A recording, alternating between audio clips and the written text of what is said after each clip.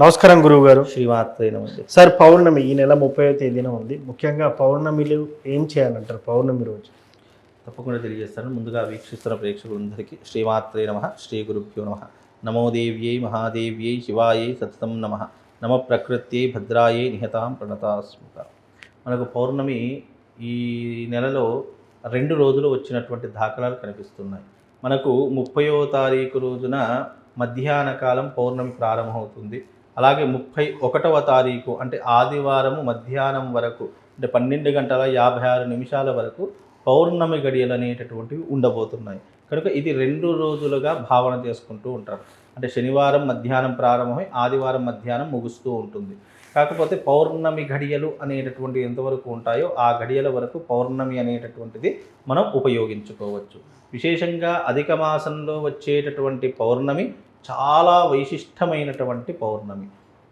ఈ పౌర్ణమిని గనక మనం ఉపయోగించుకున్నట్టయితే, ఈ పౌర్ణమిని గనక మనము సరిగ్గా యూటిలైజ్ చేసుకుంటే గనక ఎన్నో మిరాకిల్స్, ఎన్నో అద్భుతాలు మన జీవితంలో క్రియేట్ చేసుకోవచ్చు.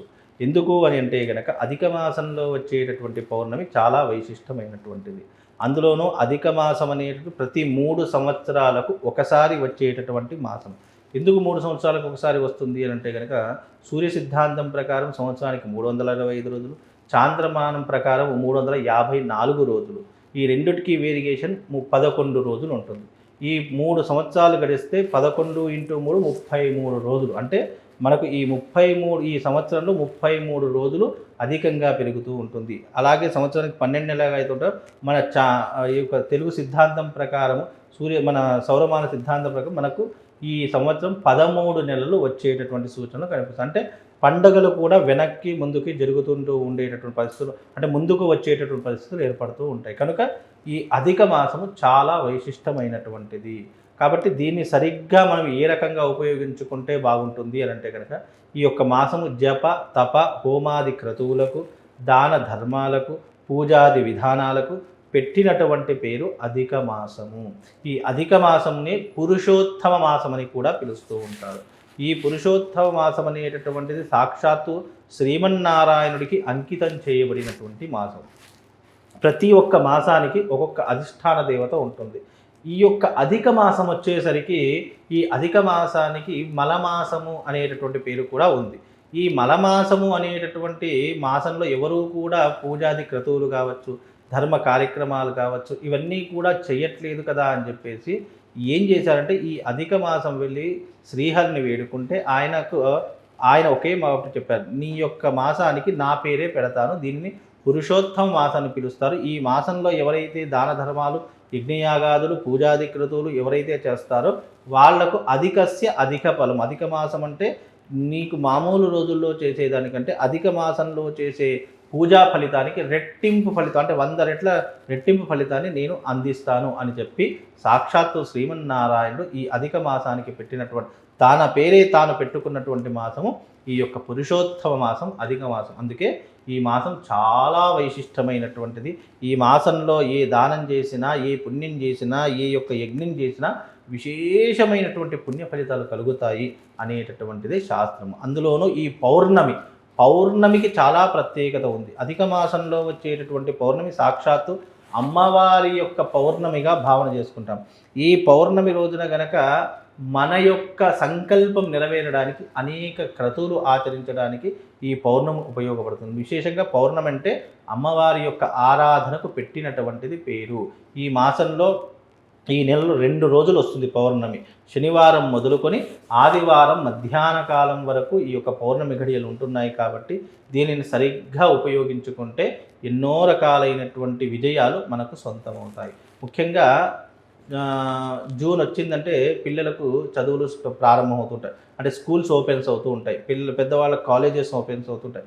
చాలామందికి కావాల్సింది ఏమిటి అంటే విద్య, జ్ఞానము, వివేకము, ఇవి కావాలి. ఈ మధ్యకాలంలో విద్య, విజ్ఞానం, వివేకం ఈ 3 కూడా లేకుండా అంటే విద్యార్థులు విచ్చలవిడిగా సంతరిస్తూ ఉన్నారు. అలా కాకుండా మీ యొక్క పిల్లల భవిష్యత్తు కోసం లేదా మీ పిల్లల యొక్క ఆలోచనల కోసం, వాళ్ళ జ్ఞానం కోసము ఈ పౌర్ణమి రోజున రాజశ్యామల అమ్మవారి యొక్క ఆరాధన చేసుకోండి. రాజశ్యామల అమ్మవారి యొక్క యజ్ఞం చేసుకోండి.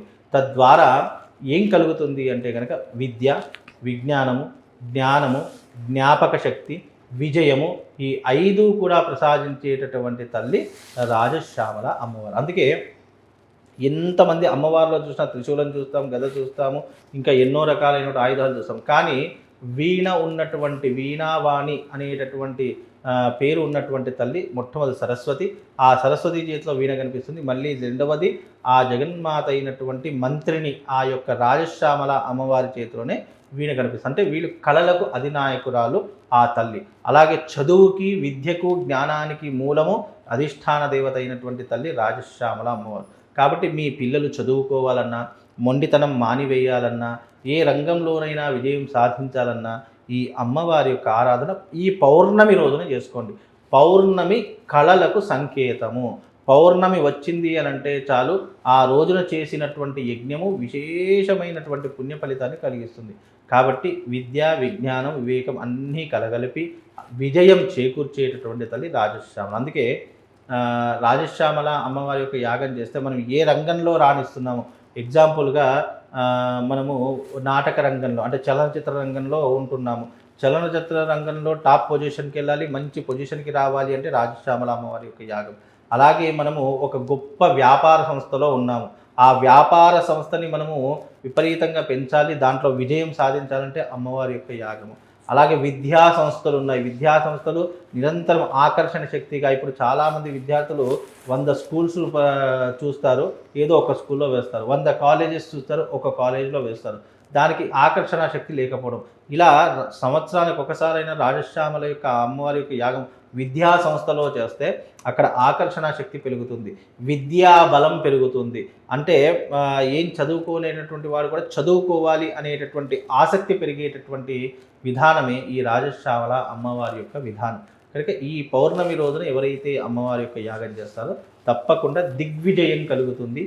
ఏ రంగంలో ఉన్నా సరే, మీడియా రంగం కావచ్చు, నాటక రంగం కావచ్చు, రాజకీయ రంగం కావచ్చు, విద్యా సంస్థ రంగం కావచ్చు, ఏ రంగంలో ఉన్నా విజయం చేకూర్చేటటువంటి తల్లి రాజశ్యామల అమ్మవారు. ఆ అమ్మవారి యొక్క యాగము ఈ యొక్క పౌర్ణమి రోజున నిర్వహిస్తారు.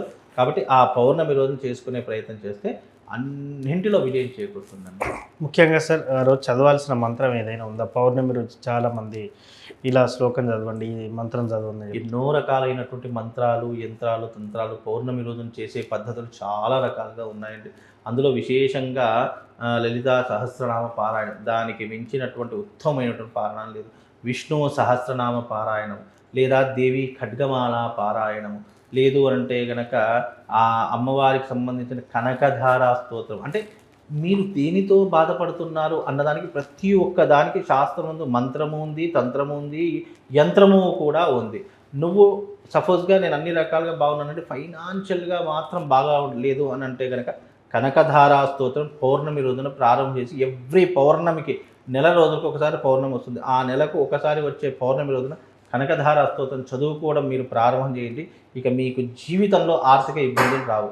లేదండి నేను శత్రువులతో బాధపడుతున్నానండి, నాకు శత్రుపీడ చాలా ఉందండి, అన్ని రకాలుగా నేను వెల్ సెటిల్డ్, నాకు ఏ ప్రాబ్లం లేదు, కానీ ఈ నరఘోష, ఈ శత్రుపీడ ఇవన్నీ నన్ను చాలా ఇబ్బంది పెడుతున్నాయండి, ఎవరికి నో చెప్పలేకపోతున్నాను అనుకున్న ప్రతి ఒక్కరికి ఖడ్గమాల పారాయణం, ఆ ఖడ్గమాల స్తోత్రం చదువుకున్నప్పుడు శత్రువుల బాధ, శత్రువుల పీడ వెంటనే తొలగిపోతూ ఉంది.